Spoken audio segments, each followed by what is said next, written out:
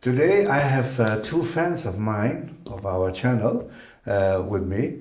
And they were pretty excited by some of our episodes, and they had a lot of questions.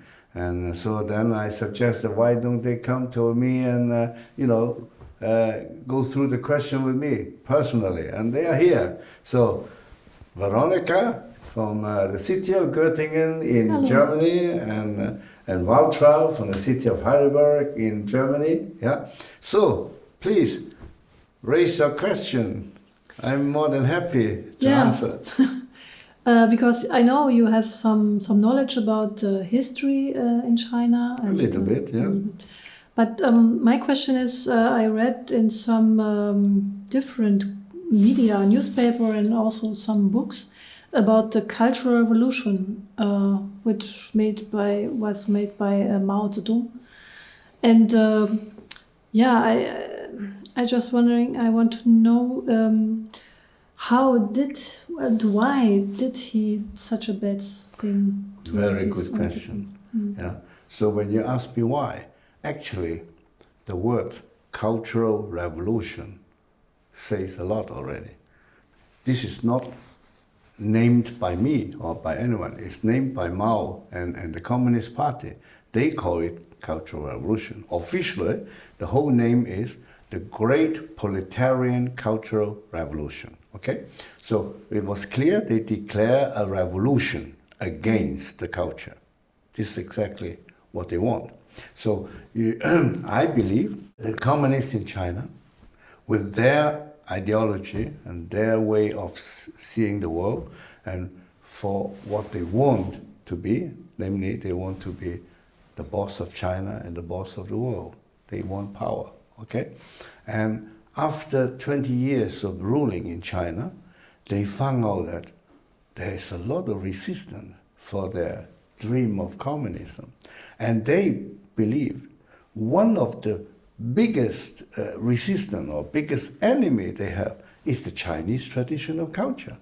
Because in Chinese traditional culture, people, believe in God, people pay attention to virtue, and all this will make the Chinese people not so obedient to the Communist Party, because the Communist Party talk about class struggle, where you are so poor because you are suppressed by the upper class, and the solution is fight them and make a revolution and so on. Yeah, and that when Chinese people stick to their traditional culture, they don't want to do such things. Yeah? But then I wonder, how could it come that the Chinese people just were welcoming this? It seems so.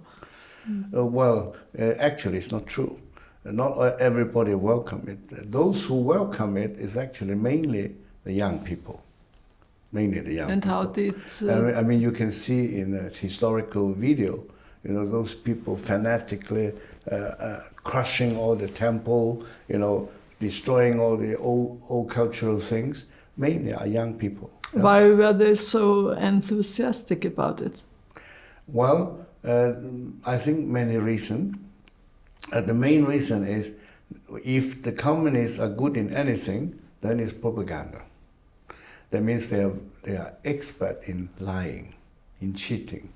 And usually a young person, because he has less experience, yeah, it's easier to be cheated, to believe in lies. Yeah?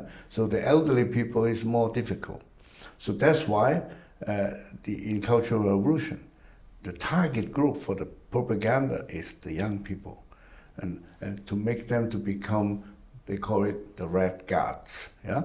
So red meaning they believe in communism. Then you are red, and guards, they are the people who guards the communism. Mm-hmm. So that is why, I would say among the young people, it's a mass psychology. When everybody talk about that, everybody follow it, and your teacher want you to do it. The leader of the city, the leader of the village, everybody say this is right. And also maybe another reason is Mao managed to make himself a kind of charismatic person. He is trying to through the propaganda, they make him, like a god. Yeah, he's top. He knows everything better than other. So that may be, like in the 30s when Hitler came to power, he also managed to cheat a lot of German people. Yeah. So and the communists, they are even better probably in cheating. Yeah. So that is maybe the reason.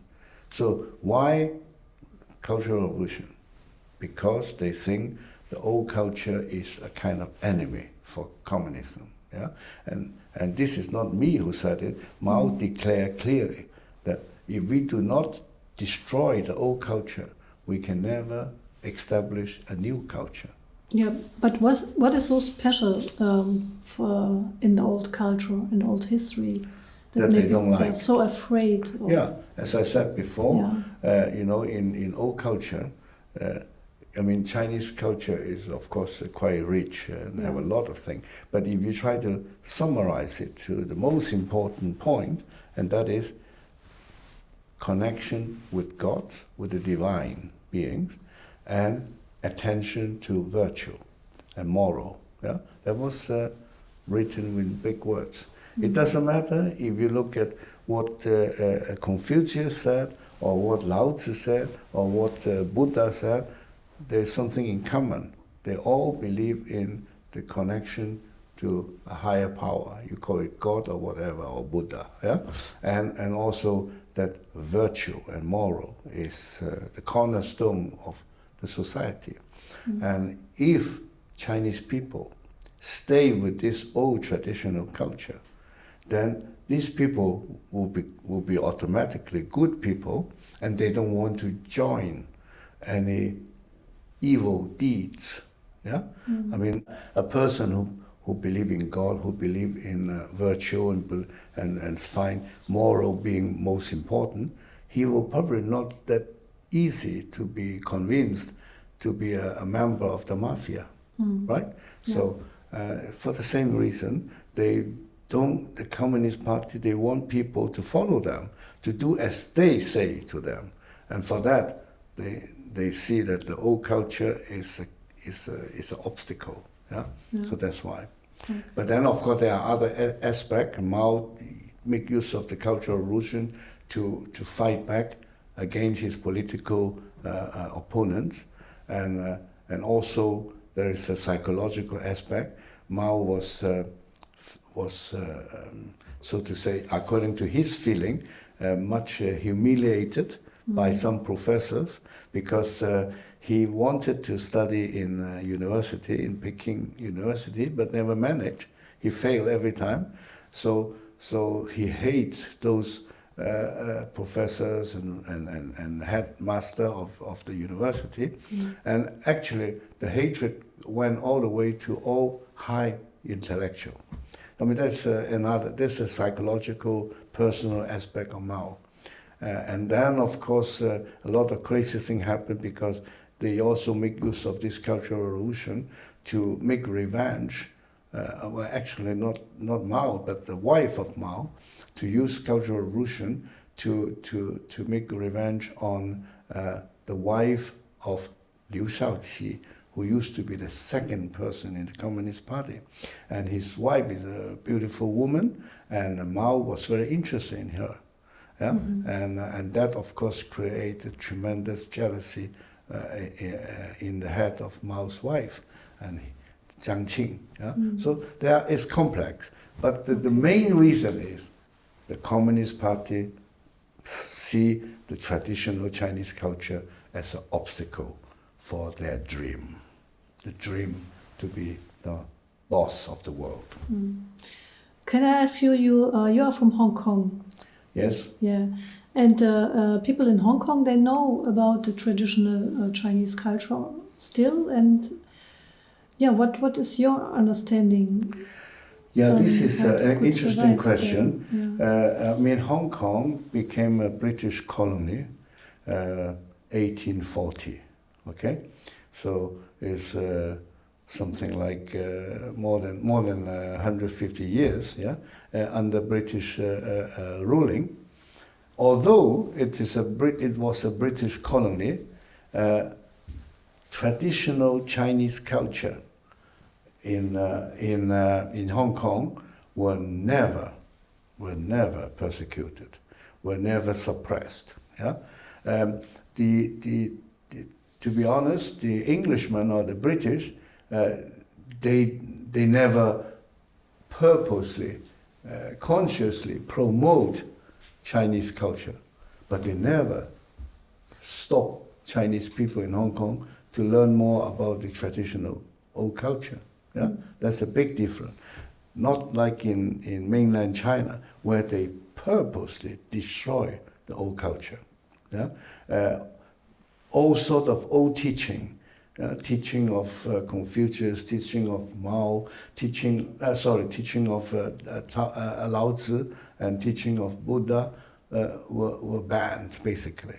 And it is very irony that this Communist Party, they were banning people to study Confucius teaching, and today they are using Confucius' name to cheat all the Westerner and foreigner through this so-called Confucius Institute. So they are good in cheating. Thank you so much. Thank you. Thank you. Thank you.